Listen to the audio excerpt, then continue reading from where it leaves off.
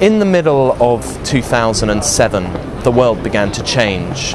At first it was hardly noticeable. A few people in middle America stopped paying the interest on their mortgages. Some complicated investment companies got into trouble and made some very, very rich people a little bit poorer. We carried on with our lives, spending to make ourselves happy, obsessed with property and status. Then people in the offices above me here, in the skyscrapers that glower over the London skyline, began to get a little bit worried. A rather larger number of people in a rather larger slice of America stopped paying the interest on their mortgages, and that worry turned to panic. And then the markets crashed, and the banks failed, and Lehman Brothers over there went bust. And it was clear that we were living through a moment of history.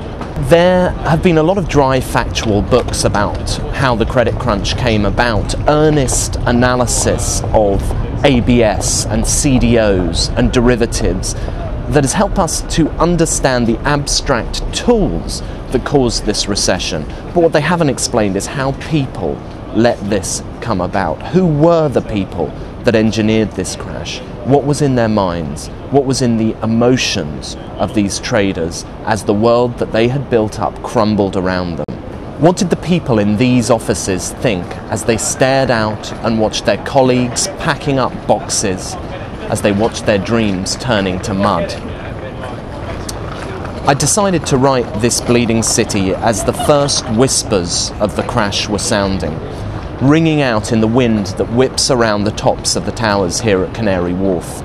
I was a trader on the echoing floor of an investment bank, and looking around at my friends, my fellow travellers in the smash and grab world of high finance, I realised that there was a story that needed to be told.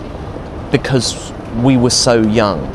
We were 24-year-olds with all of the worries and concerns that 24-year-olds have. Relationships, drugs, booze, sense of our own identity. But at the same time, we were being asked to manage billions of other people's money, whilst our bosses were out playing golf and shooting pheasants. The hero of the novel, Charlie Wales, comes down to London from university full of glittering dreams. He secures a job at a prestigious hedge fund, Silverbirch Capital, and is on the brink of success when it all comes crashing down around him. The novel is the story of Charlie's attempt to salvage something from this wreckage. He realizes that his conception of himself, the yardsticks that he uses to measure his success, have all been horribly skewed by the boom years, that he must escape the city before it swallows him up. It's also the story of his love for a French girl, about becoming a father, about leaving home and growing up. We will learn nothing from the 2 dark years of recession and the potential of more dark years to come if we don't get to the heart of what made this crash happen. The financial infrastructure that was created during the boom years was formed in the image of its makers, hubristic, fragile, reliant on a constant stream of affirmation. When it all fell apart, the traders were denied access to the fuel that fired them, and they fell apart too. This bleeding city takes you into the heart of the credit crunch and into the minds and emotions of those most deeply involved with it. It shines a bright, interrogatory light upon the madness of the past few years.